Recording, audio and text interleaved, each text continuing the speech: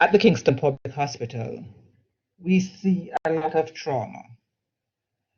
And for those of you who would have come to the KPH, you would have been, by the end of your 10 weeks, very comfortable with the trauma that you see and certainly get some insight into the management of these patients. Because when you open up your offices and set up your shingles in Ulster Spring and wherever, you're going to see trauma. I guarantee you, you're going to see trauma.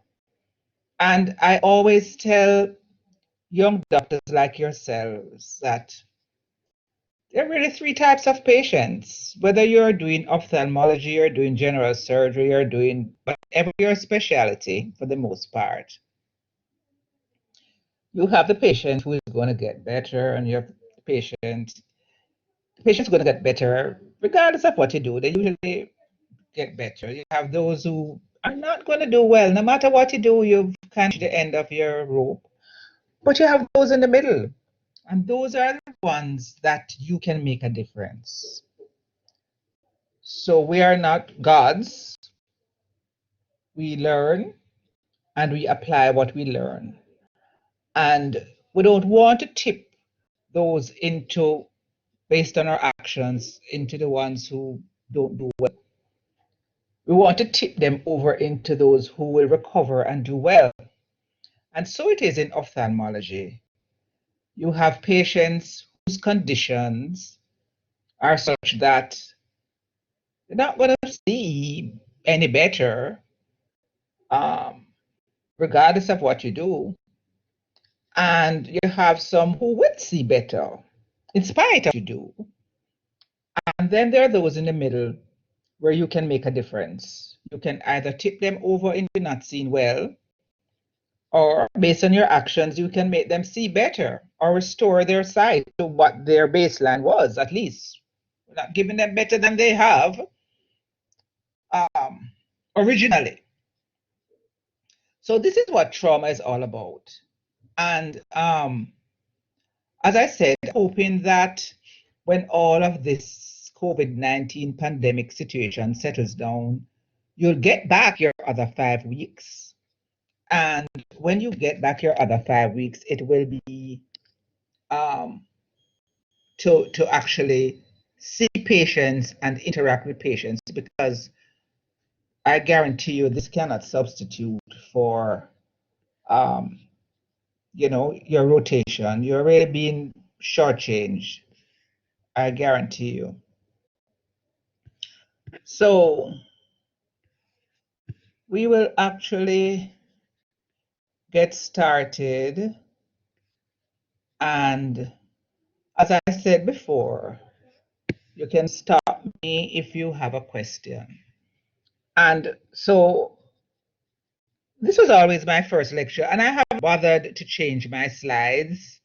I was roped into starting with the sickle cell, but this was always my first lecture, and I always went into this little preamble about how you should get together and study.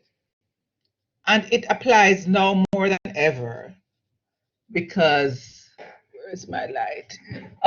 You're now confined to home, and I was looking for my light to turn on. Anyway, yes, you are now confined to your spaces, and so as this slide says, I hear, I say, I remember, and I do, I understand. And it just speaks to what happens in the lectures. You hear the lecture, you forget the lecture. You come to your rotations, you see patients, you're likely to remember a lot more. And when you start doing things, then you get the full picture and you understand. And so this slide pretty much says the same thing, but it says it in a different way. So we talk about the retention rate. And as you can see here from the lecture, there's about 5% retention rate. So by the time I finish this lecture, and we actually have a lot of slides, but there are a lot of pictures. It's like a picture show, really, because you are being shortchanged. You're not seeing a lot, so we try to let you see as many photos as possible. But anyway, you're going to retain about 5% of this lecture by the time we finish. And then, of course, you're going to go on to read, or you read before, and you read again.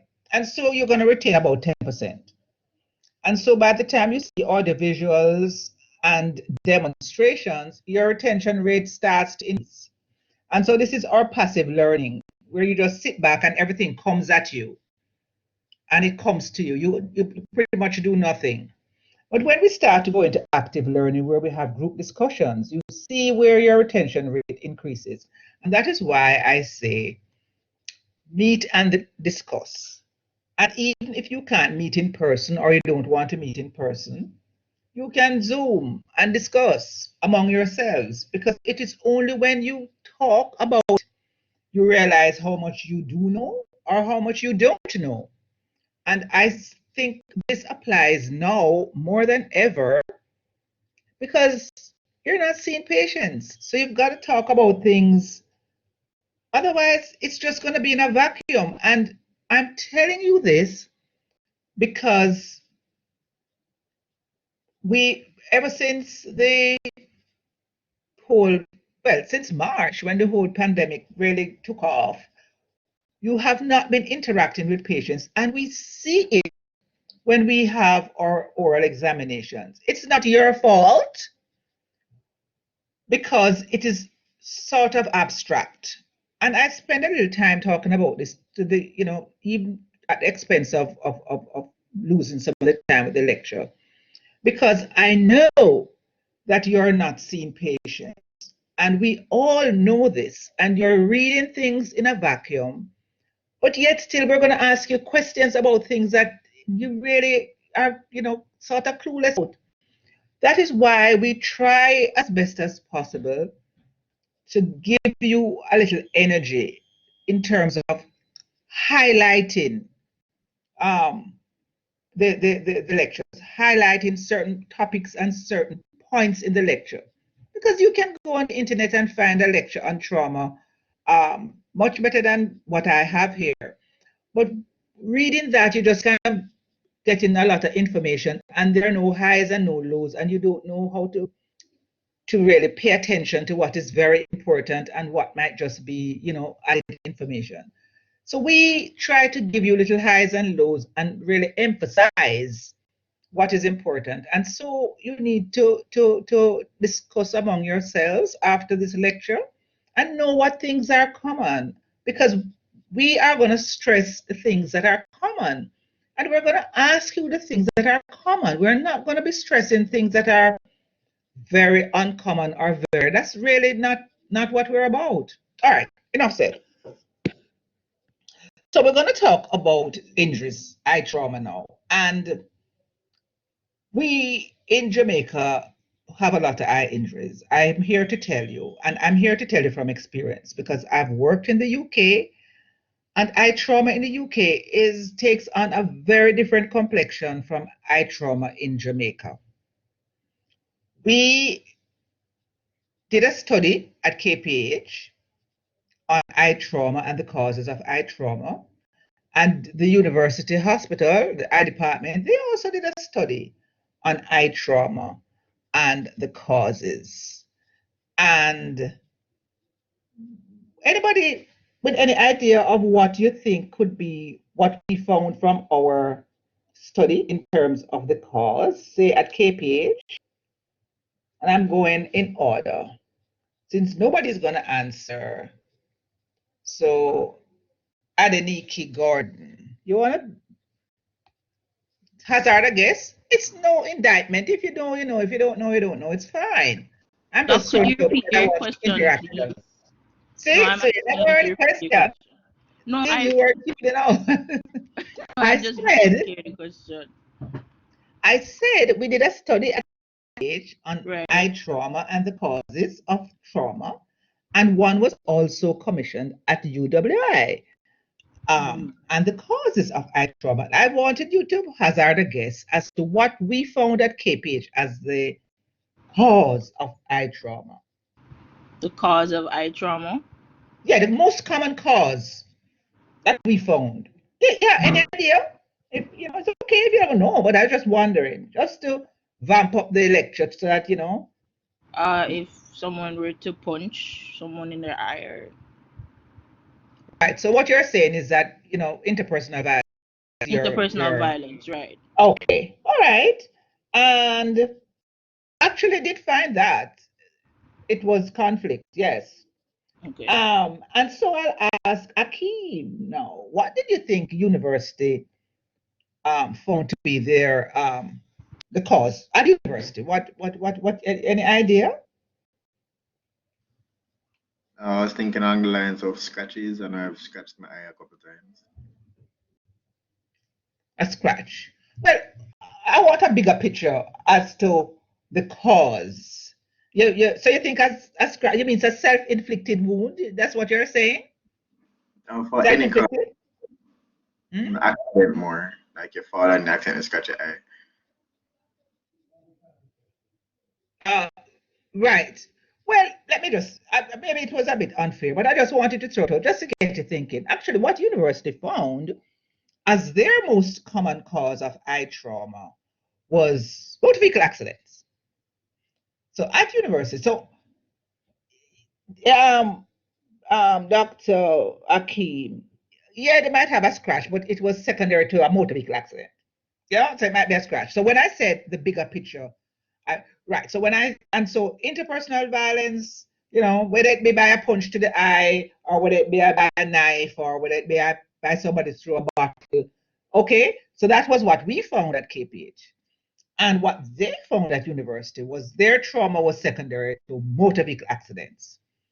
And when I was in the UK, the most common cause was, and so I won't ask you this, but I'll tell you what I saw as somebody working in the field. It was really industrial accident. And it was not common, by the way. It was not common. It was very uncommon, but it just shows just from one region to the next what you can what can occur. So when I worked there, anybody of you who thinking of doing upside because you don't have much work and you sit back and it's okay, not in Jamaica. If you go to the UK, baby, but we have a lot of trauma in Jamaica and eye trauma specifically. And as I say here, it is the leading cause of monocular visual disability and monocular blindness in children. And a lot of it is preventable.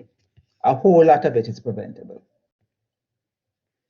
Um, Now, what we're going to look at, as Dr. Akeem mentioned, he mentioned about, abrasions and so on. That's fine.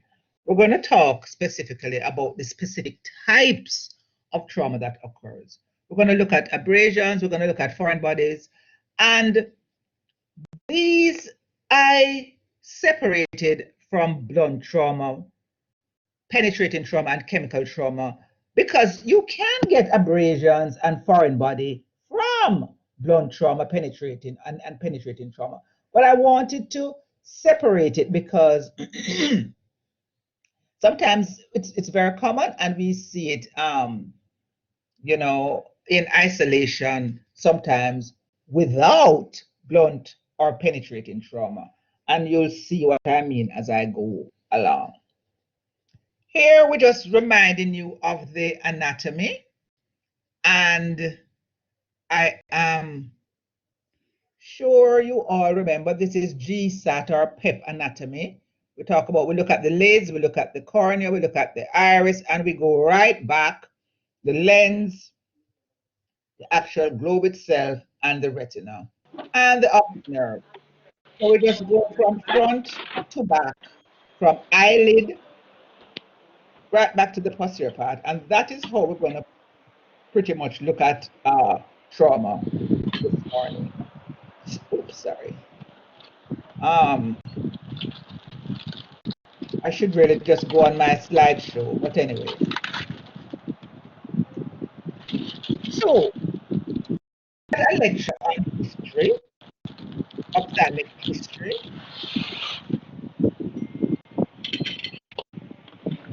I'm hearing some noise in the background. Will you all turn off your microphones? Somebody's, I don't know, eating. It sounds like somebody's eating.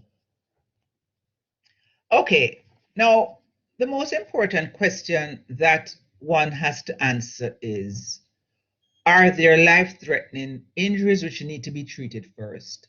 And this is very important because we see it all the time. Doctors call from outlying hospitals, a motor vehicle accident, and patient has eye trauma. But what about the rest of the patient? What about that fracture femur that you're going to miss and you're going to send this patient to the ophthalmology department with a fracture femur and they are in shock and you're concentrating on the eye?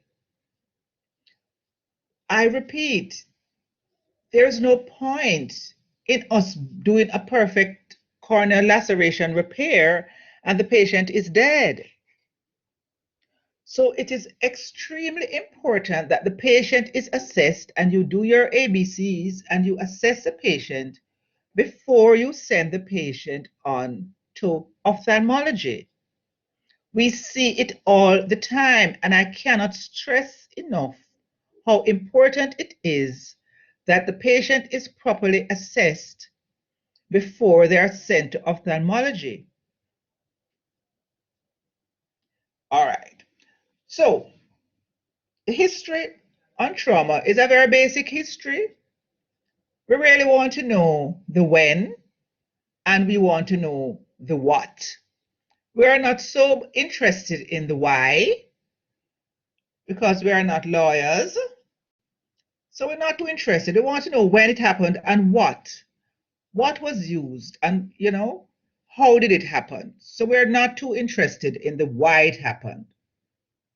So we want to know sharp versus blunt and versus or chemical injury, as I said. And as I have here, check vision, check vision, check vision when we examine the patient. After you have taken your history, which of course is not going to be very long and detailed depending on the type of trauma that the patient has and how urgent it is, we're going to check the visual acuity because the visual acuity is a vital sign of the eye. So the visual acuity is like your pulse and your blood pressure and your respiratory rate because it speaks medical legally and it speaks to what we do. Did we make the patient worse? Sometimes it can't be helped. I'm here to tell you. But certainly we want to know what the visual acuity is. And the visual acuity is also very important because it speaks to what you're going to expect. So in other words, if the patient's visual acuity is good, chances are there's not too much ocular damage. As opposed to if the patient's visual acuity is very poor, then you're going to suspect that there's serious damage or injury going on somewhere in the eye. So your visual acuity alone can give you a lot of information as to what to expect when you examine the patient. Now, your visual acuity. Now, the visual acuity, I'll tell you here, definition wise, it's a measure of the spatial resolving capacity of the visual system. That really means, to put it another way, it's an estimation of the ability of the visual system to discriminate between 2 points. Okay, if that makes it any simpler. It is the estimation of the ability of the eye to discriminate between 2 points. And anybody, well, you probably have not seen the visual acuity done because you're not in the clinic. So I'm going to take you through it very, very quickly because have you done it with your history taking? Because if you did it, I'll just kind of gloss over it. But the previous groups did not have it in the history taking. No, doc. It had not been mentioned because this really, visual acuity is a whole lecture by itself, but I have a few slides because it's so important for you to understand because when you put up your shingle in Ulster Spring, You're going to have children coming to you for, well, anybody for that matter, for people who want a driver's license. They're going to come for any kind of medical. You're going to have to do a visual acuity and record the visual acuity. Children going to school, they need to have their visual acuity done. And also persons seeking for a motor vehicle driver's license, you're going to need to have a visual acuity, because if your visual acuity is poor, you're not going to be to get a driver's license. So it's very important for you to know how to perform the visual acuity and what is done. So I'll walk you through it, because I'm not, next time I'm going to ask you, but what we have our Snellen chart and what the visual acuity testing does. We have the patient at a specific distance, and there's a chart with certain distances recorded on the chart, and we record that particular distance, that line that the patient sees.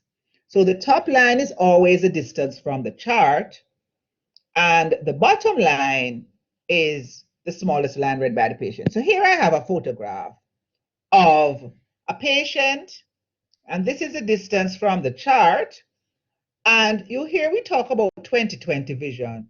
And what that 20/20 means, the patient is 20 feet from the chart. So this is our Snellen chart here. And these are the letters, and the numbers here are the numbers where the patient should be able to see the actual letters. So for example, this very large letter here, you might see 400. It means that if you go 400 feet away, you should be able to see this. So anyway, the patient sits usually at 20 feet. Now you may see 6/6, which is the same thing. The 6 is just meters. So 20 feet is 6 meters. So people, don't get confused. I have had students who have gotten confused, and the 6 is just metric. It is meters. Everything else remains the same. So it's just that the units are in meters as opposed to feet. So this patient, question? Yes, 20 feet is only 6 meters. Why if it's only 6 meters, Doc? I don't understand you. You go look up 20 feet. Listen, we're not doing mathematics here. We're not doing conversion. So you go and look up your 20 feet and see if it is not about 6 meters. All right, Doc. It's just shocking. Why is it shocking? You need to. Anyway, yes, Doc. So I continue. So you're at this distance, and as I said before, when you are recording the measurement, you put the distance of the patient from the chart on top, and you put the smallest line read by the patient on the bottom. All right, so here we have our patient, and here he covers one eye, and he's looking at the chart, and we do one eye first, and then you cover the eye that was done, and you do the other eye. So each eye is done separately. So we do a right eye visual acuity and then a left eye visual acuity. Now, this is just what I said, and it's written down here. Now, this last line says, we record the smallest line that the patient can read from the 6 meter distance, and the visual acuity is recorded as such. Now, the perfect normal standard is 6/6 or 20/20. It's the same thing. Doc, who asked me about the meters and feet, you can recognize that 6/6 and 20/20 is the same thing. By the time you convert it to a decimal, it's the same thing, yes? Right. So we have, yes. Since a lot of offices are not very large, do they really have to be 6 meters away from the chart? That is a very good question, Doc. That's a very good question because we can. I see this Doc is setting up his office already. Because what we can do, you can double the space.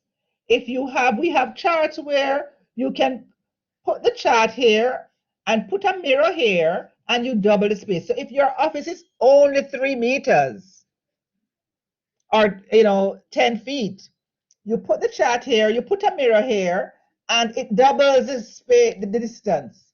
So it becomes, by the time you double it, when you have your mirror is now seeing what is the chart. The chart is here, and so your mirror doubles the distance. And there you have it. Of course, we now have projectors that are calibrated. So regardless of where, even if your room is 2 feet, it is calibrated so it automatically adjusts the size of the lettering for whatever your distance. So I don't know if you can see. I don't know. Tell me if you can see. I'm in my office and I have a projector on the wall and I can turn it on so that you can see. But in any case, Doc, I don't think you're going to be investing in a projector because you're not an ophthalmologist. So for doctors in their offices, general practitioners, and so on, a Snellen chart like this is sufficient, and you just have the patient they're 6 meters away or the 20 feet, or you double the distance by using a mirror, and so you will find that you will be able to get. But that's a very good question, and I just wanted to show you. I don't know if you can see actually, if you can see my projector, but you can actually get the distance. Can you see it? Anybody else? Can you see the projector? Yes, Doc. Okay, so you can actually, so it's calibrated and you automatically it automatically calibrates it, so you don't have to worry about the size. All right, so as I said before, you measure the distance. So let me just explain it in just another way, just so that you understand. So obviously, somebody who has, so here we have, let's say this is our 2020. So what it means is that somebody who is at 20 feet or 6 meters away should be able to see the line that is our 2020 line. So the line is calibrated for you to be able to see it at 6 meters away. All right, and that's normal. That's what is normal. Okay, now somebody who is, so for example, this E at the top here, somebody who has very poor vision, we're going to record. So this person can only see this. The person is 20 feet away or 6 meters away, and they can only see this letter. And you'd all agree that this is very poor vision. Yes? Yes. Now, we record it as 6/120. And I'm using metric, okay? Because, I mean, US is the only superpower that uses feet. If you go anywhere in Europe, they're going to be using meters. But it's the same thing because it would be 20/400. So it's the same thing, all right? So we record it as 6/120. So this patient can only see this line from 6 meters away. And so their vision is very poor because the normal person who has normal vision can go all the way to 120 meters away and see this quite well. But the patient who has very poor vision has to be a lot closer because in order to see it. Now, do you understand what I've just explained in terms of our how we measure and how we record? So somebody who has good vision, they will see the 2020 line from 20 feet because that's what is normal. Because you're expected to see the 20/20 line. If you have normal vision, you will see it at 20 feet away. So we record it as 20/20 or 6/6. Somebody who comes in with poor vision will not be able to see the 20/20 line. Now, when that happens, we sometimes have to take the patient closer. So we have patients who at 6 meters cannot see anything on the chart. So we have to move them closer. And so we move them 3 feet from the chart. And so it is recorded as 3/60 or 3 over, whatever the units you have, you record it as such. So we record it as now the distance from the chart is now moved closer. Okay, and whatever line they see.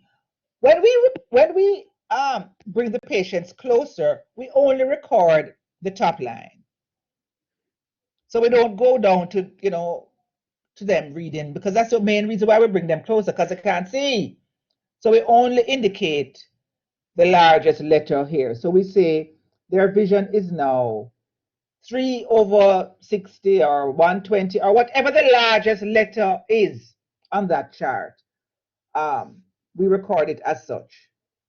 Now, if the patient is unable to see anything on the chart at all, even if you bring them 3 meters from the chart, we hold up our fingers and we record it as counting fingers. So we hold up 1 finger or 2 fingers and ask them to indicate what they see. And so we record it as counting fingers. If the patient is unable to see your fingers, we wave our hands, and we wait at about maybe about 1 foot or so from the patient, and we wave our hands, and we don't kind of give a breeze so that they feel the breeze. We just wave our hands because that indicates that they are seeing shadows, and we call that hand movements or hand motion. Now, patients who cannot see hand movement or hand motions, we use a torch, and we shine that torch in the eye and ask if the patient can see the light. Now, if they see the light, we talk about them having perception of light vision. So if they can see the light, they have perception of light. And if they cannot see the light, we talk about no perception of light, or they are completely blind. So in our parlance, we talk about somebody being blind when they have no perception of light. For government purposes and so on, blindness is defined separately. You don't have to be no perception of light, because to get benefits from the state and so on and so forth, and you're blind, you're legally blind if your best corrected vision is 3/60 in the better eye. So the term that is used for government purposes for blindness, for somebody who's legally blind, is different from we as ophthalmologists. Because we talk about somebody being blind in the eye when they see nothing, when they have no perception of light. Okay? So that's when we talk about somebody has no perception of light. Because remember, if you close your eyes, you can see light. So when you have no photoreceptor at all functioning, that's when you're completely blind. And it speaks to what we do for these patients. So when you have lectures and coming on to management and surgeries and so on, if somebody has no perception of light, then there's pretty much no point in going on to do anything more if they have no perception of light, because you can't bring back vision if there's no vision at all. Okay, some conditions you can have perception of light vision, for example, a cataract, and you do surgery and voila, you're seeing. It's a cataract that has obscured your, photoreceptor's ability to discriminate. But in other conditions, when you have no perception of light, there's very little that we're going to be doing. So I spend a little time on that because it's very important, and you're going to be asked to do visual acuity. So it's very important that you know what to do. So we look at a foreign body here. And this is a corneal foreign body. And I put these two slides up because if you have a patient with a light colored iris, hazel eyes, blue eyes, it's very easy, even if you have a very dull torch, to see the foreign body. We in this part of the world, we have very dark brown irides. Irides is the plural of iris. And so if you don't have a good torch, you're not going to see the foreign body. And just last week, I saw a patient who came into me and she went to the private doctor, and the doctor gave her steroids. God forbid, you'll hear me talk about it shortly. And she was given steroids. She said she felt something on the eye, and that's what he did. And she was still feeling something on the eye. And so she came to see me with an infection. And the foreign body was still on the eye, and it was clear as day. I don't know how he missed it. But anyway, um, you've got to be careful. If the patient says that they feel something in the eye and you can't see it, don't assume that nothing is there. That's why we are ophthalmologists, and that's why we have slit lamps so we can examine the patient. So here's a case in point where we have a patient who came in. Well, this is a slide just depicting what can happen. This, by the way, on the left here, shows the scratches of a foreign body. This is fluorescein stain. Fluorescein is a specific dye that when you excite it with a cobalt blue light, it fluoresces green. So here you see a patient with some scratches on the cornea, but you don't see any foreign body. And by the way, the purpose of the fluorescein, it picks up your epithelial cells or lack thereof. So when you have an abrasion, it emits very clearly to show that there's an abrasion, meaning your epithelial cells of the cornea have been bruised, have been removed. And so here we can see just from this that something abraded this cornea. And here, when you flip the lid, you see the foreign body. And we see it all the time. It was bad enough the previous slide where the foreign body was sitting on the cornea. But here, even if you have a very good torch, you're not going to see any foreign body. And by the way, when you have an abrasion to the cornea, it's only the epithelium, and the cornea looks very clear. And unless you flip the lid, you're not going to see this foreign body. And this foreign body is sitting on the tarsal plate. This is our tarsal plate. And only when you flip the lid that you can see this foreign body. And so the foreign body has to be removed. And so don't assume that there's no foreign body unless you do the full examination. And of course, you're not going to see this very well unless you have a slit lamp, which is a microscope that sees and magnifies objects. Here we have an intraocular foreign body, and I'll go on to talk about intraocular foreign bodies a little bit more when I talk about penetrating trauma. But as you can see, this went straight through the eye, straight into the vitreous cavity, and this can be detrimental. Patients can end up with endophthalmitis, which is a total eye infection within 24 hours of a foreign body like this getting into the eye. Now, what do we do with foreign bodies? Of course, we have to remove them. So what we do, we anesthetize the eye because the cornea is very, very sensitive.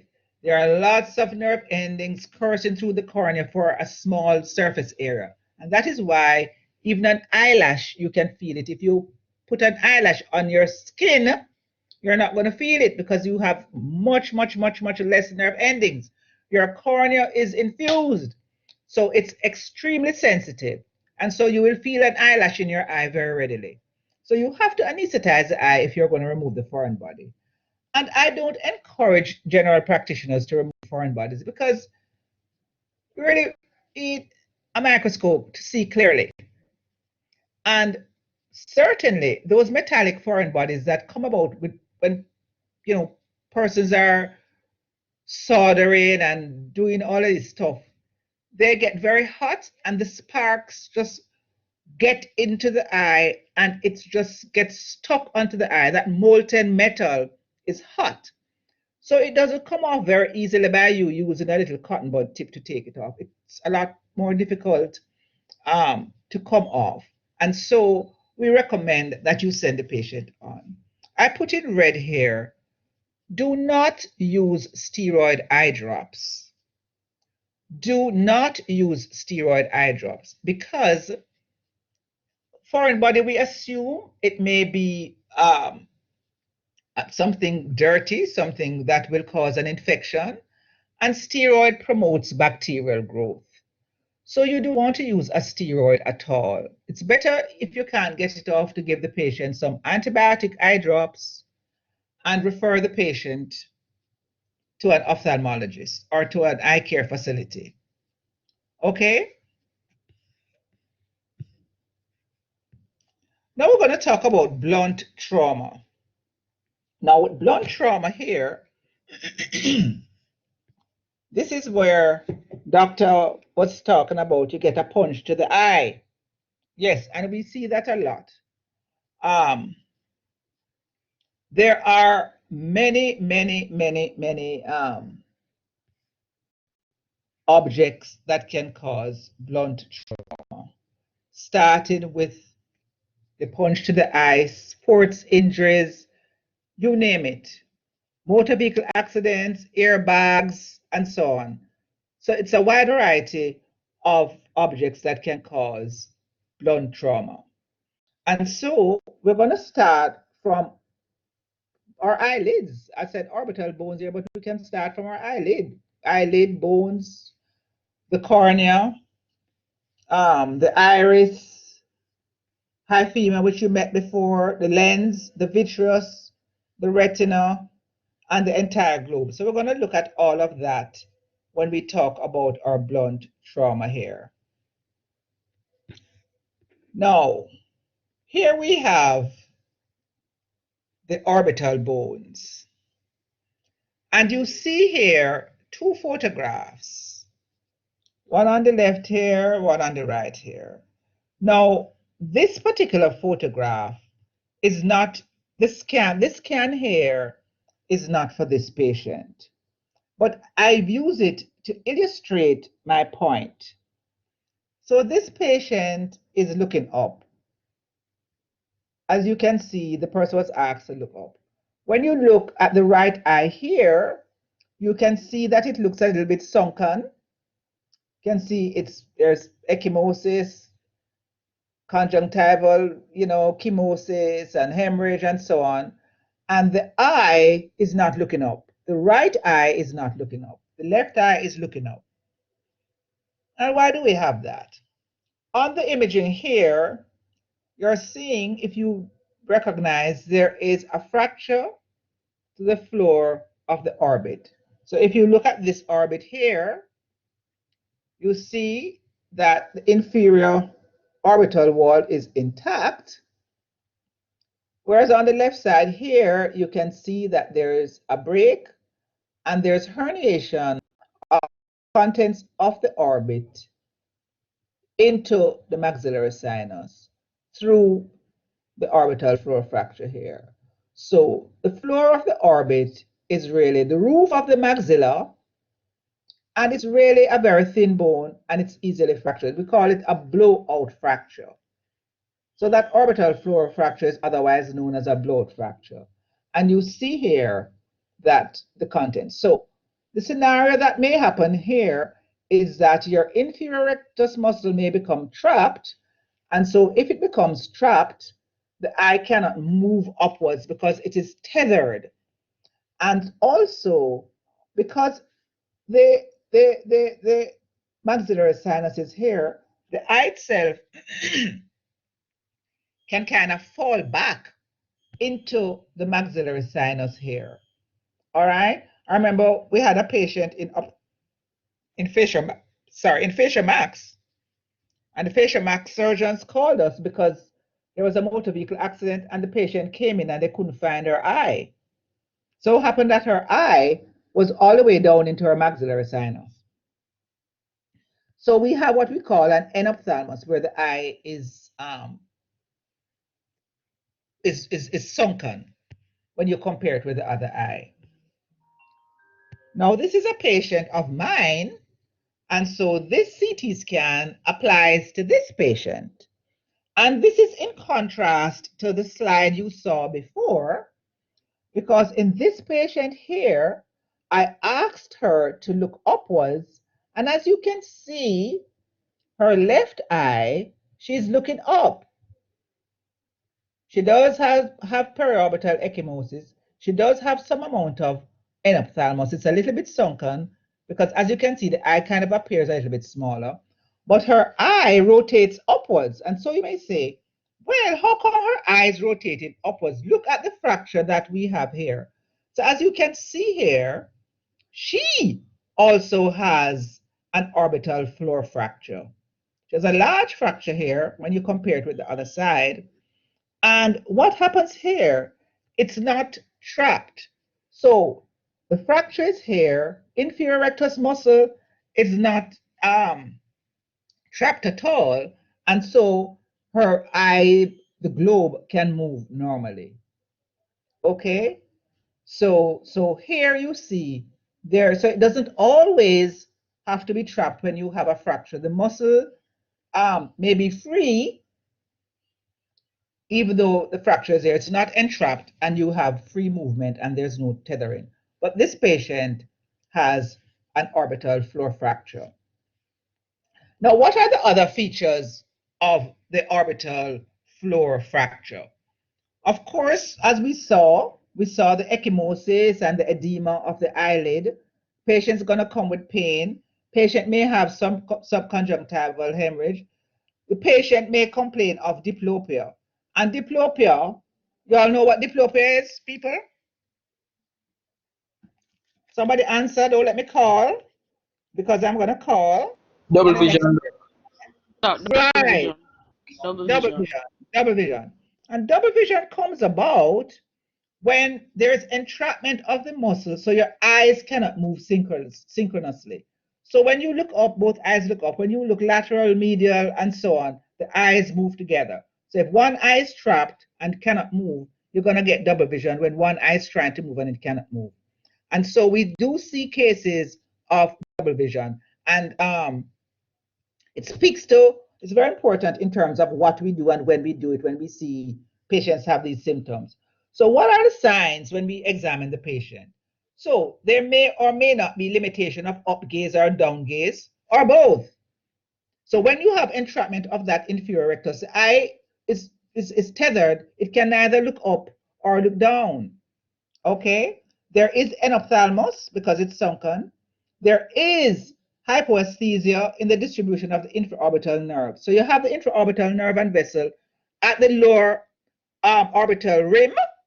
And so when you have that fracture, you get, patients will tell you that it feels numb. So you touch right around the upper cheek and they tell you, and you compare it to the other side, and sometimes it is hypoesthetic or it may be hyperesthetic, depending. And then we can have emphysema of the orbit and eyelids because the fracture that extends in the sinus may allow air to escape in the subcutaneous tissue. Okay, we see it more often in our medial wall fractures, but we also see you can get the air and crepitus in patients where air is allowed to escape in the subcutaneous tissue. So those are some of the actual.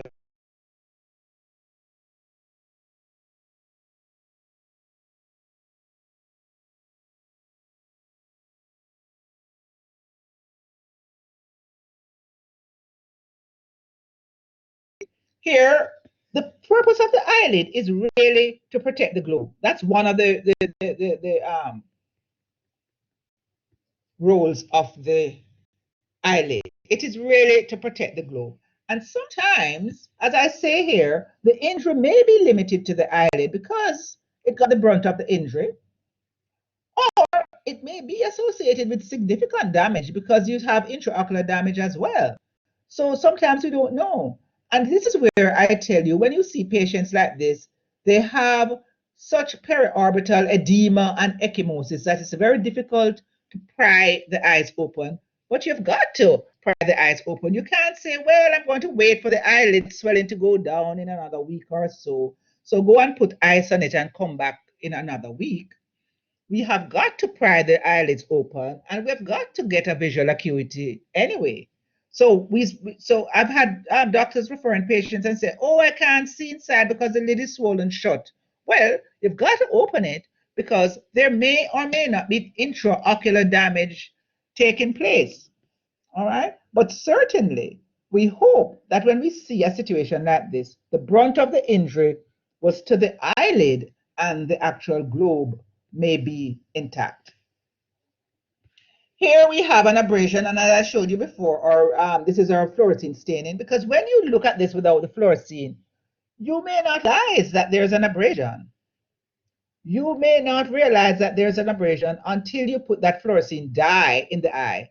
Because you say to yourself, this patient comes in with extreme pain and photophobia and watering, and they're in excruciating pain. And when you look, the eye looks pretty normal. Yes, it looks pretty normal until you realize that the epithelium is completely off. Now, and it's a very common injury. It usually resolves quickly. And what do we do when patients have corneal abrasion?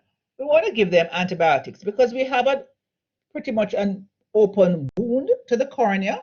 So you are at risk for infection. So we want to give antibiotics prophylactically. So we give antibiotics until the epithelium it re-epithelializes because it re-epithelializes within 24 hours, pretty much without any scarring whatsoever. So if it's just epithelial damage, within 24, 48 hours, you will not even know that there was an injury and there is no scarring. Certainly, lesions that go deeper than epithelium will not heal without a scar. Now, we mentioned uveitis. You have not met uveitis before, but uveitis is inflammation in the uveal tract. So you will hear a story that patient got a blunt trauma injury, like, for example, he got punched to the eye. Everything was fine. They're seen well, may or may not be eyelid bruising. But within 3 or 4 days later, they have excruciating pain and light sensitivity.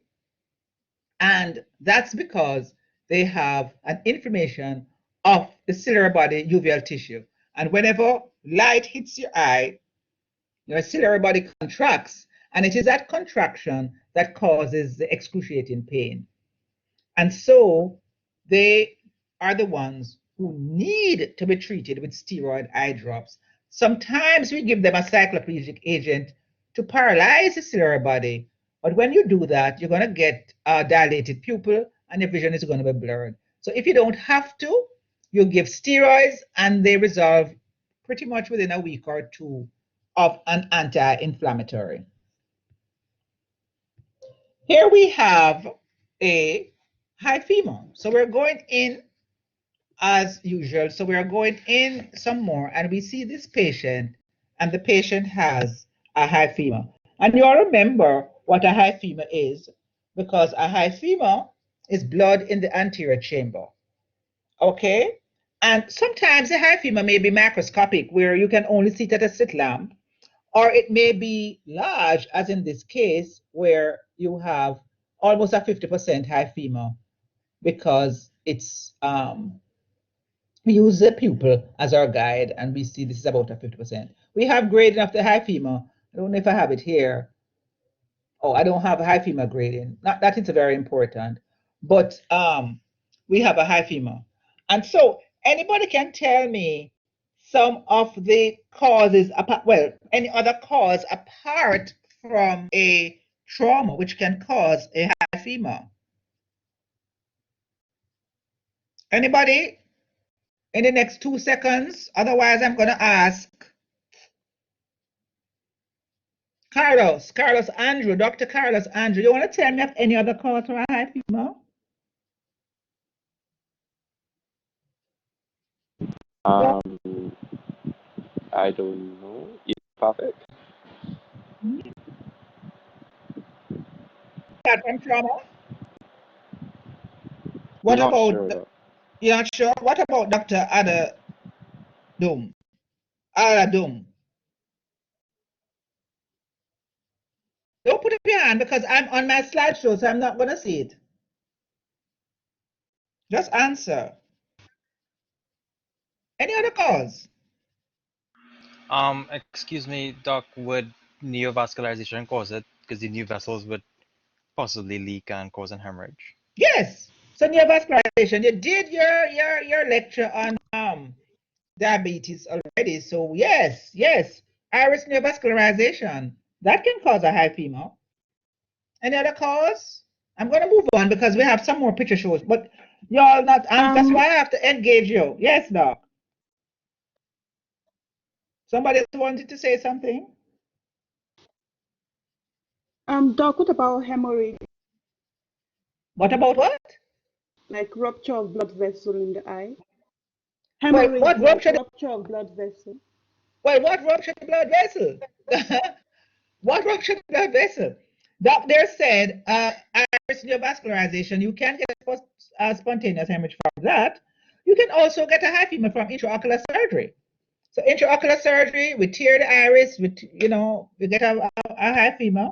And we can also get it from systemic conditions, um, tumors, clotting disorders, leukemia, this, that, and so on. So there are other causes. Most commonly, we have trauma. Second to trauma, we have intraocular surgery, which I suppose is iatrogenic to some extent. But those are some of the causes. So it's not only trauma, you can get it spontaneously or from other trauma. Um, I show you here, I don't want you to mix up a hyphemia with a subconjunctival hemorrhage. A hyphemia is in the anterior chamber, subconjunctival hemorrhage is self-explanatory. Now, iridodialysis, I show you this here, where you have a tear in the iris. Iris is torn away from its attachment at the ciliary body, and it's usually associated with a horrendous hyphema. That hyphema is usually total, and we call it an 8-ball hyphema. And when the blood settles and all the dust settles, we have, we see here, there's a torn tear at the iris root.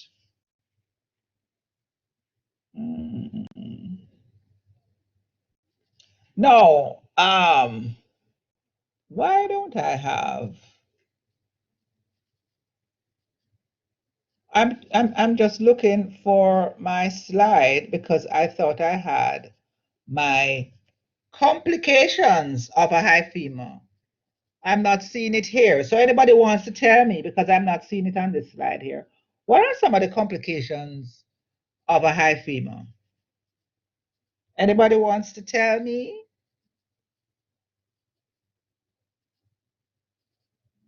Nobody wants to tell me? Nobody read up on hyphema? Would you have an increase in intraocular pressure? Exactly. Now, these increase in intraocular pressure caused by our red blood cells, which clog up our trabecular meshwork. You can also get corneal staining. So all of that blood can stain, they just infuse into the corneal stroma, and we get corneal staining. Okay, but the commonest is our increase in intraocular pressure, and I mentioned it before to you guys. When we spoke about our sickle cell, and we said that in the anterior chamber there's decreased oxygenation, your cells can become sickled, and we want to wash out our patients who have sickle cell within 24 hours if the blood intraocular pressure goes above 24 or 25 millimeters of mercury. Well, I'm here to tell you that sometimes intraocular pressure can go as high as 30, 40, 50. Okay, but it's specifically in our sicklers, we want to wash out when it's at about 24 or 25. But for the rest of the general populace who are not sicklers or sickle cell trait, we manage the pressure by lowering the pressure without having to go in, even if it's as high as 30 or 40. We can give intraocular pressure lowering medication. Okay, but that is one of the commonest cause of our hyphema. You get very, very high intraocular pressure happening there. So you want to wash out in patients who are sicklers. So you're all not remembering what I told you. This was a case of blunt trauma. As I said, I'm just going through the picture show where this patient, I think he was a motor vehicle or a motorbike accident. We tend to see the motorbike accidents a lot. Here we have another photograph of a patient with a ruptured globe. So I'm going back, and one slide that I missed out, obviously I'm probably looking at the wrong. We also have our lens.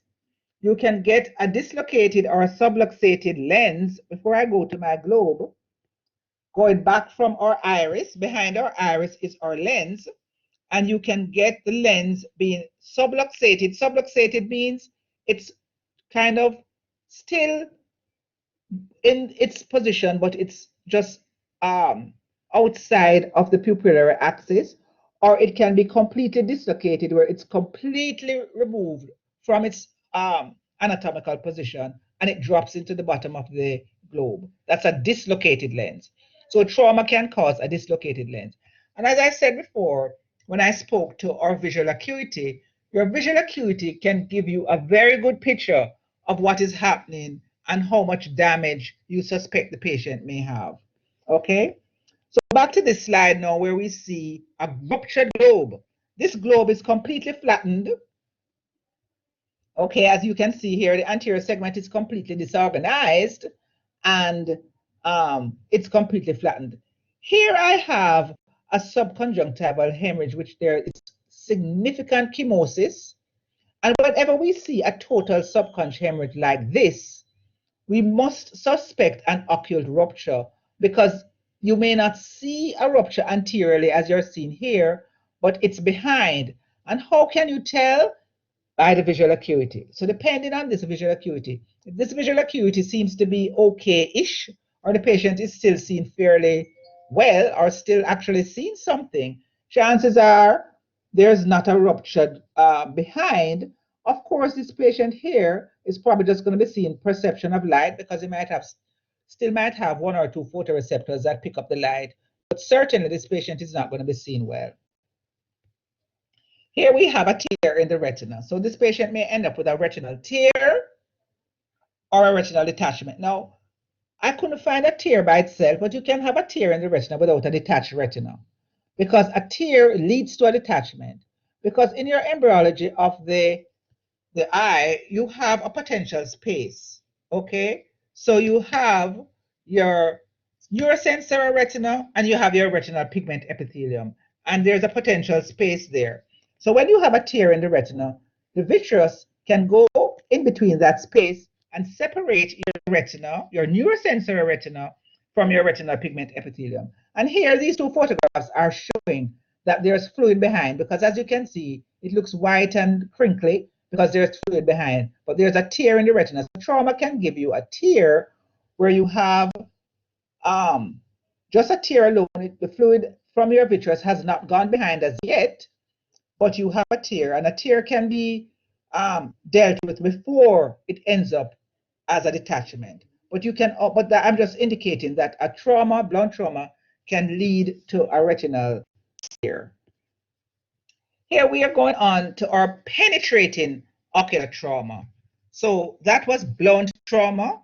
And by the way, I'll just go on. Time goes on. We're going to look at penetrating trauma.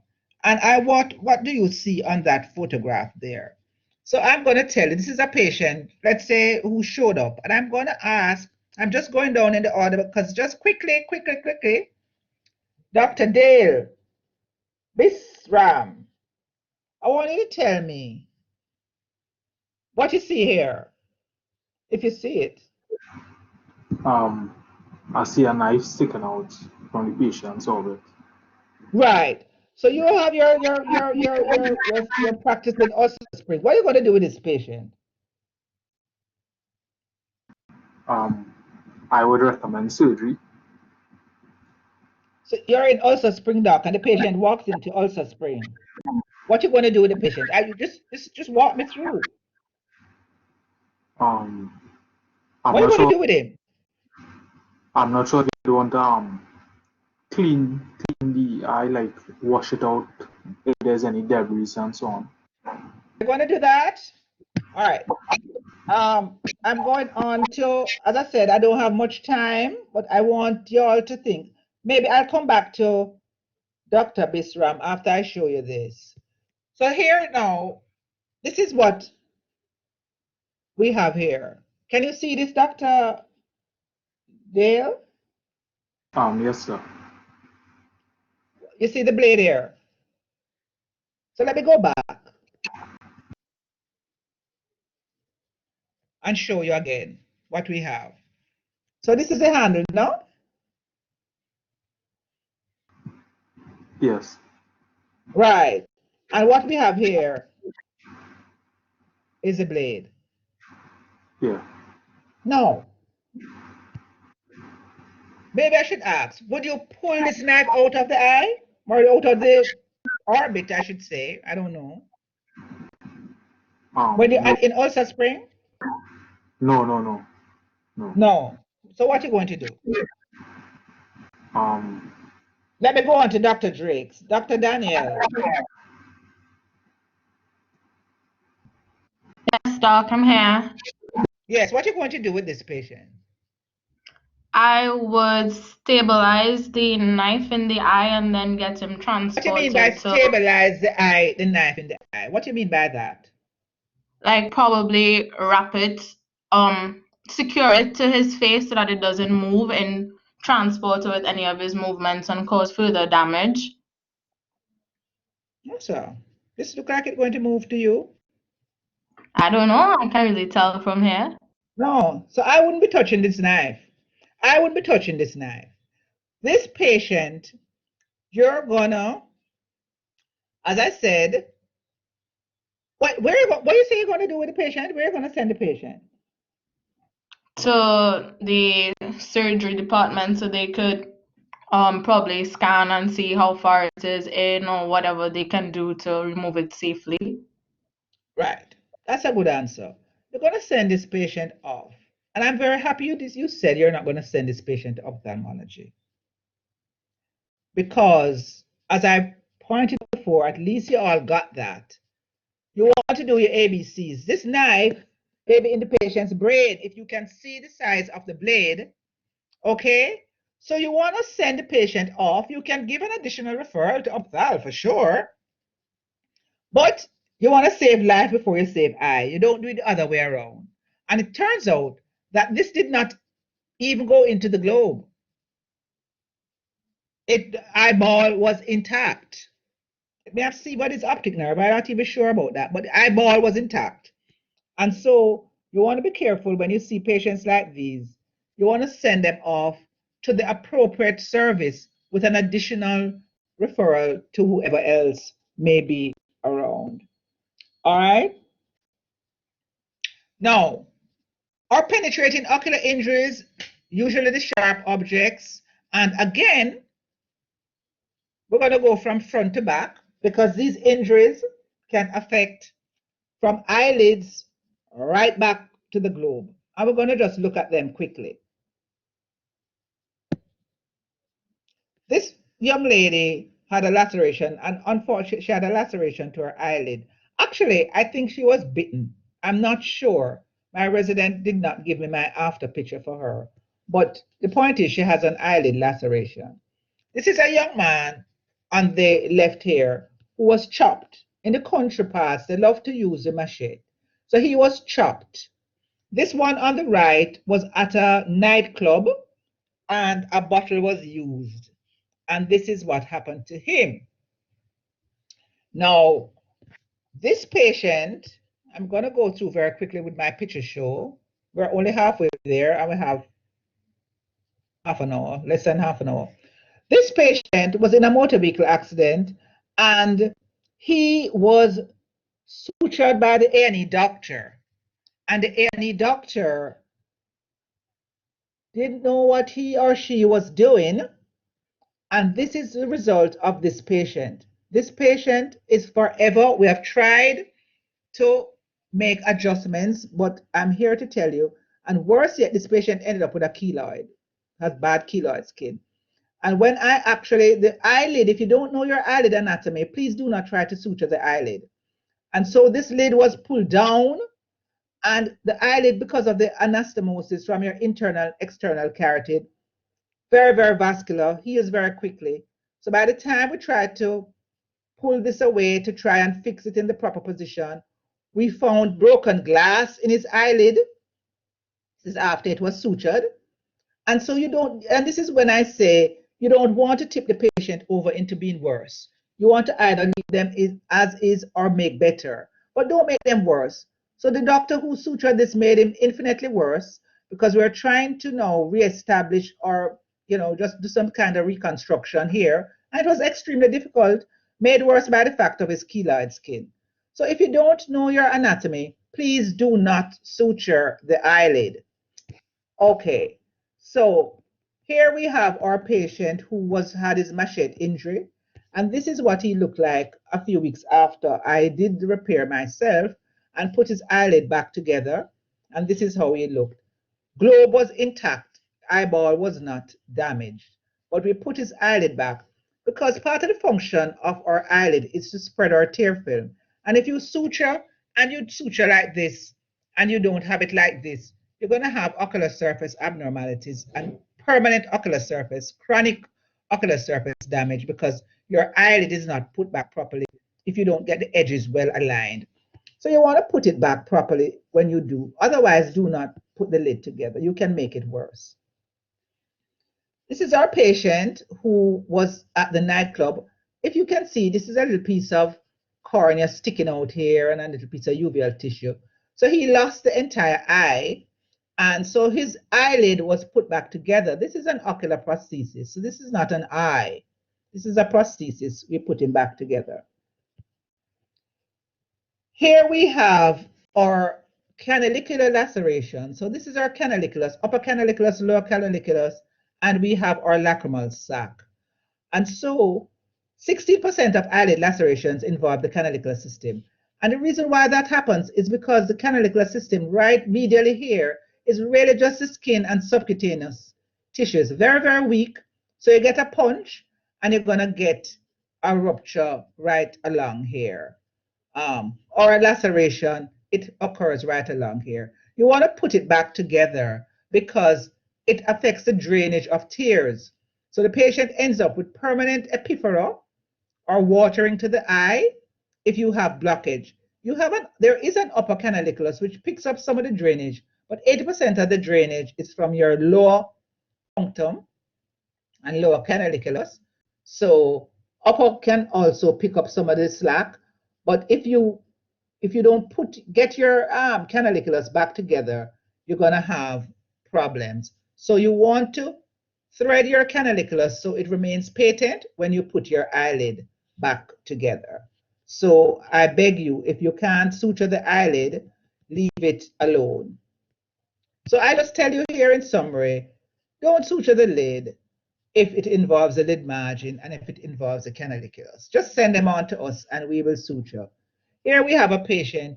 She was stabbed to the eye and we have orbital fat here. So we know that this penetrated the orbital septum because the septum is what separates your orbital contents from anteriorly. So, and you can end up with a very bad orbital cellulitis, a very bad infection, life-threatening. So whenever you see fat here, you've got to be careful and send the patient on because they can end up with a very bad infection.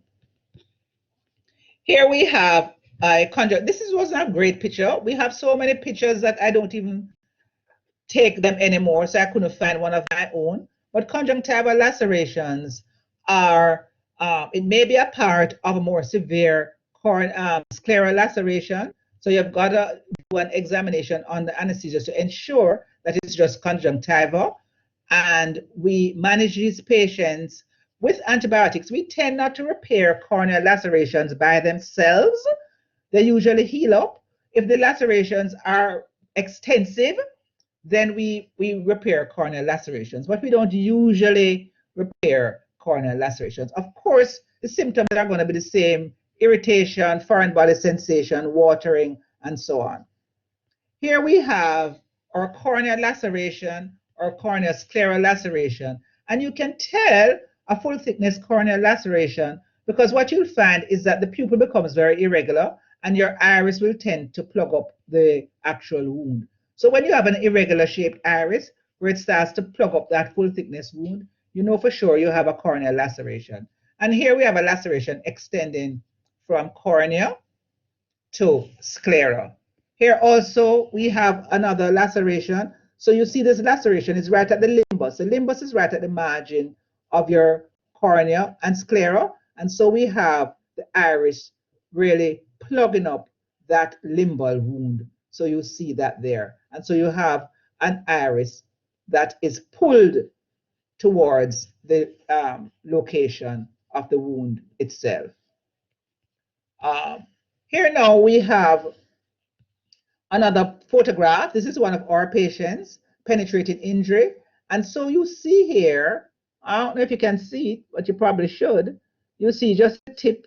I kind of blew it up here, where you see this piece of metal that is protruding here. And when we did the CT scan on this patient, this is what we saw.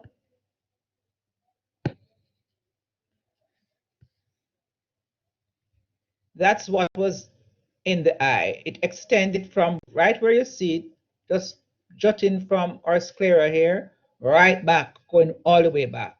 And that is, and so patients who have penetrating ocular injuries, certainly penetrating injuries from metallic objects, we want to do a CT scan. We never do an MRI because that magnetic field can cause that metal to shift. Doctor was saying earlier she didn't want the blade of the knife to shift in the eye and cause damage. She was definitely on the right track because shifting of that metal can do further damage. So you want a CT scan. You do not want an MRI. Here we see another penetrating injury on one of our patients. This was probably some kind of fight or something. Here we have a patient. This is a gunshot wound and this bullet wound. I can't remember if this where the entry or exit wound was, if this was the entry wound and it came out here or it went from here to here. But this is a gunshot wound to the eye. Here we have a patient who, this was a very sad case. It was a young boy and he was shot to the eye or to the face actually. And so when he was shot, it went from one side to the next, and I, along with the Facial Max team, kind of put him back together again. Bullet went from one side to the other. Of course, he lost both eyes. We had to clean up. We had to remove what was left of each eye. So, you know, you wake up in the morning and you're seeing very well, and you're at the end of the day, you see nothing. So we actually removed what was left of each eye. So he's obviously completely blind and handicapped. Now quickly, for the last 10 minutes or so, we're going to look at our chemical trauma. And here we see the common offending agents at home or work. There's a cleaning solution, the Drano, the oven cleaner, the bleach. And the bleach can be liquid or powder. Powdered and solid chemical substances are the worst. They're terrible. Battery explosion. And on the industrial scene, of course, we have the same drain cleaner, the cement, the fertilizer, the pesticides, and we have our acids and so on.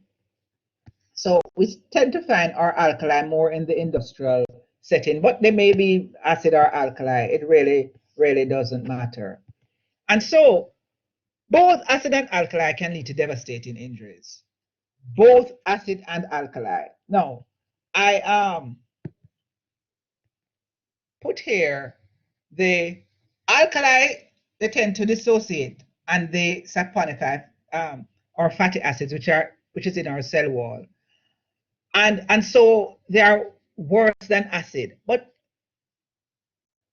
acid is just as bad. If you have very highly concentrated sulfuric or hydrochloric acid, it's going to melt off your eye anyway. But we're talking generally speaking, the alkali can penetrate deeply and quickly and go within the cell. So it can penetrate deep right through your cornea, right into your anterior chamber and into your lens. And so you can get at immediate cataract formation with your alkali. Your acid, on the other hand, there is coagulation of protein, because remember, your collagen fibers are protein, and so it limits the penetration or further penetration of your acid to some extent.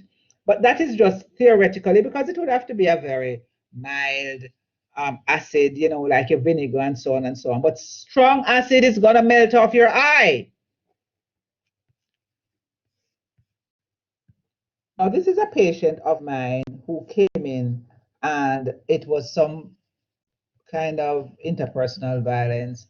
And here again, we see where her eyelids, to some extent, protected her cornea, because it's the lower part. You can see the staining, and we stain it with fluorescein. So to see the extent of so when we pull the lid up, we can see the lower part here, and this part on this eye has some abrasion from the chemical. This chemical was probably acid. We don't know for sure. In Jamaica, every single chemical is acid. These are two different patients. This is a patient who had some consort through chemical to his face, and he was in a very bad way. I didn't get a chance to pull his lid up to take the photograph to show you how blanched his conjunctival vessels were, because you have to be mindful in these patients when you're taking photographs, because they are devastated. And so, I just managed to get a photograph here, but he was so bad, all his vessels were blanched, and we had to send him to the burns unit at the university. This is another patient. It was some garden chemical that was thrown by his sister to his face, and this is what he looked like with the chemical. So all of this face and everything here is going to eventually peel off. So this is really, really bad. This is just a photograph of chemical trauma to the eye, where you have it penetrating, cornea is cloudy, you barely can make out any of the iris and anterior chamber details here, as you can see. Now, quickly, in our last 2 minutes, what do we do with these patients? Again, chemical trauma is an eye emergency. And this is where, as I said before, you can make the difference. Now, you don't want to waste time with too much history, as to the why. You just want to know the what, and you want to know the when. Because if the patient comes to you 1 week later, then your activity toward the patient is going to be a bit less than if the patient is, working in a lab and, half an hour of the chemical getting in the eye, they come and see you. So you want to know what the patient did. What did the patient do when the chemical got into the eye? You want to hear, of course, that the patient washed. And even if you're out in the field, docs, and you do not have the isotonic solution to wash, you're going to wash with plain water. You're going to use plain water, because what you want to do is to reduce the contact time of that chemical with the eye. So you're going to wash and wash and wash. Of course, if you're in a hospital setting, you want to use our normal saline or our lactated ringer solution, and you want to instill topical anesthetic into the eye, because as I said before, it's excruciatingly painful. So you want to anesthetize the eye, And you want to put a lid speculum in because whenever patients are having extremely severe pain, they're going to close their eyes. So you want to put a lid speculum in to keep the eye open. And the patient should be seated comfortable as possible. You want to tip the patient to the ipsilateral side. So that is the side where the injury is. So if the patient got chemical in their right eye, you want them to tilt their head to the right so that when you start washing, you don't get the solution going into the other eye or the unaffected eye. So you want to have the patient seated comfortably. You want to tilt the patient to the ipsilateral side, and you want to irrigate gently. And by irrigating gently, I mean don't grab a 20 ml syringe, fill it with normal saline, and squirt it into the eye. You want to tilt the patient to the ipsilateral side, get your solution, and you get an IV line, and you actually gently wash the eye. Now, if it is a solid chemical agent, for example, bleach powder or cement, you want to get a nice cotton bud, like a Q-tip or so, and gently, while you're irrigating, try to remove the particles. You're going to be doing it very roughly because you're going to be losing all of your epithelium. Okay, so you want to gently wash, and the operative word is gently. And you want to wash until you reach the normal pH, which is about 7 or so. And ideally, if you have a pH, like your litmus paper and so on, you can test the pH to know, because as I said before, most of these patients are going to come in and tell you somebody acid them. That's fine. But you're going to be washing. You can use your urine dipstick. It has a pH section on it, and you can check the pH at that time to see if you have normalized. You usually, depending on how severe the chemical injury is, you want to use about 3 or 4 liters. It depends. And certainly that's a clinical judgment. But more often than not, you want to wash as much as possible. Because certainly with our alkaline agents, when you wash and you think you have achieved the normal pH, you go back a few hours later and you check the pH and it is completely alkaline because that chemical is leaching back out. So we have had patients on our ward where the doctors and the residents, they have done the correct thing. They have irrigated and the eye is not settling. And when they check the pH again a few hours later or sometimes the next morning, they have to go back and wash again. So you have got to wash, and bear it in mind that sometimes you have to go back later because our alkali small molecules penetrate deeply and it's still leaching out when you irrigate. So you've got to be very mindful of that when you see patients with chemical injury. Now, we can classify our chemical burns, and we have our Roper Hall classification, and the classification is great. I mean, it gives somebody else an idea of what the injury was like. But nothing beats describing what you see in the notes. So if you describe what you see, you can fit the classification. And if you don't know the classification, so don't bother to sweat yourself if you don't know the classification, but it's just to give you a guide, and it gives visual prognosis for the patient when we kind of grade it. So just to go quickly, a grade 1 Roper Hall classification, visual prognosis is good because in this grade 1, we look at the cornea and we look at the conjunctival limbus. We look at the limbus. So yes, there may be corneal epithelial damage. So you saw my girl there just before. She had pretty much corneal epithelial damage. We could see the rest of the eye into the anterior chamber and so on. And there's no limbal ischemia. Now my patient here, this patient I showed you, here his limbus is blanched white. So all of our limbal stem cells are gone. So his prognosis would be very poor. But as I said, I didn't have it there to show you quickly. So Yes, so you look at the limbal stem cells and there's no limbal ischemia. Now, when you have a grade 2, the visual prognosis is also good. There's some amount of corneal haze. You can still see the iris details and so on, and you have less than a third of the limbal ischemia. So if you consider your cornea, your limbus as a clock, surface of a clock, and up to less than a third of limbal ischemia, prognosis is still good.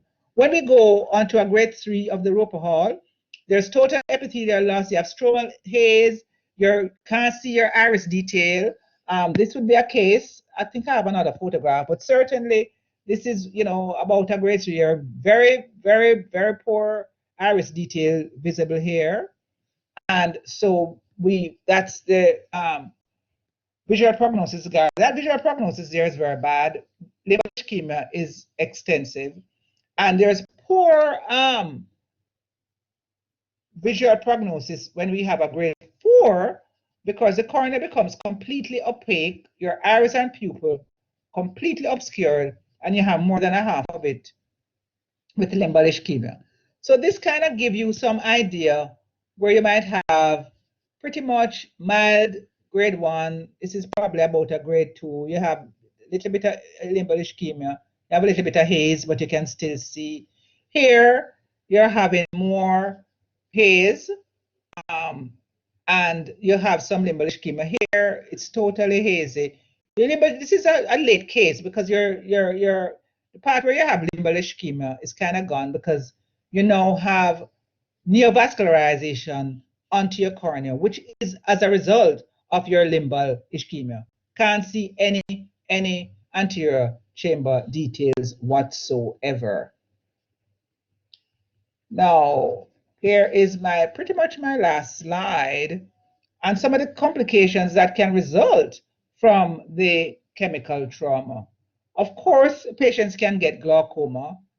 Of course, they're going to get poor corneal healing. They keep getting recurrent abrasions, because all those desmosomes that attach your epithelium so that it doesn't, get bruised off, that's gone. And so patients get recurrent abrasion. There is what we call a pseudopterygium, and a pseudopterygium is really conjunctival scarring that extends onto the cornea. Okay, so here we have a pseudopterygium. It's not a real pterygium as we know from our histological specimen, but it is really a pseudopterygium. So there we have the scarring of the conjunctiva. Then we have our symblepharon formation. So the symblepharon is when you have your bulbar conjunctiva becomes adherent to your tarsal conjunctiva here. So you have your tarsal plate, you have your conjunctiva that's well applied to your tarsal plate. But once you have, and this occurs in patients, that's why I said when we irrigate, we try not to do too much damage, because if you don't get re-epithelialization, you're going to have your tarsal conjunctiva sticking onto the globe, and we have what we call a symblepharon. Of course, the corneal opacity is going to be permanent because it penetrates deep into stroma. So you're going to get a permanent white scar, which does not go away at all. Okay, so this is where we kind of end, where we really have to try to prevent our eye injuries.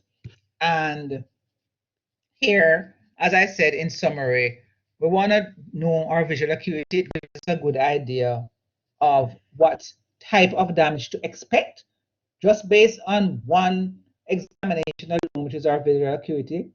Intraocular foreign body, we've got to refer them. Once they say they were hammering a nail and the nail flew back into the eye, you've got to assume that the foreign body went into the eye until proven otherwise. Okay, uveitis is our inflammation and our hyphemas we want to refer, because we want to follow these patients because of the complications that can occur. And look out when we have, and so when you see subconjunctival hemorrhage and the vision is poor, beware of a ruptured globe. Lid margin lacerations, we want to repair it ourselves. And chemical injury is an ocular emergency, and you've got to, wherever you are, start management. Don't just send a chemical injury, oh, let's send it to the ophthalmologist. You've got to start the management by irrigating as much as possible to reduce contact time. And also, when in doubt, we want you to refer the patients. Just refer the patients because you don't want to make things worse.